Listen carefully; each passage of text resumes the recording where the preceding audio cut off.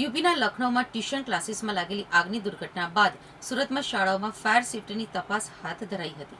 ઉત્તર પ્રદેશના લખનૌમાં ટ્યુશન ક્લાસમાં લાગેલી આગ બાદ સુરત ફાયર વિભાગ જાગ્યું હોય તેમ સુરત આવેલી સ્કૂલોમાં ફાયર સેફટીને લઈને ચેકિંગ હાથ ધરવામાં આવ્યું હતું.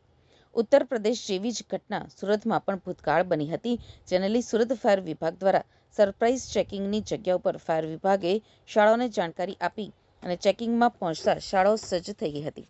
ત્યારે શાળાઓમાં સારા સ્ટાફને ફાયર સેફટીના સાધનો ચલાવવાની ટ્રેનિંગ આપી છે કે કેમ તેને લઈને પણ ચોક્કસ સવાલો ઊભા થયા છે.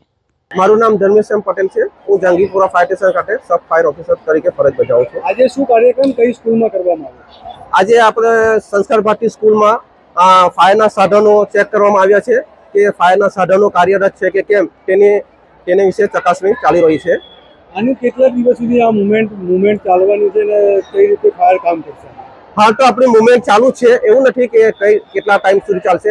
આપણે દરેક સ્કૂલોમાં છે, હોસ્પિટલોમાં છે, આપણે ફાયરના સાધનોની ચકાસણી હાલ ચાલુ જ છે.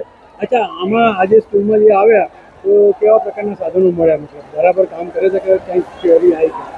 આ સ્કૂલોમાં એક એક્સિબિટરો છે તે કાર્યરત છે અને બીજું એમનો મેન પંપ છે, ફાયરના હેડન સિસ્ટમ છે તે પણ કાર્યરત છે.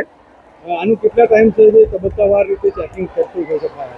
આમ તો આપણે દરેક 2-3 મહિને ચેકિંગ ચાલુ જ છે અને એમને બી સૂચના આપવામાં આવે છે કે એ લોકોના કન્સલ્ટન્ટ દ્વારા ફાયરના સાધનો દર 6 મહિને ચેક કરે છે. તે કાર્યરત રાખવા માટે એમને સાવચેતી રાખવા માટે કહેવામાં આવે છે. સાવચેતીમાં કંઈ ક્ષતિ જણાય તો ફાયર શું કરશે?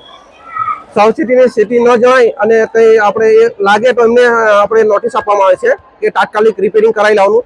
જો એનો અમલ ન કરે તો એમને શોકેસ નોટિસ આપવામાં આવે છે.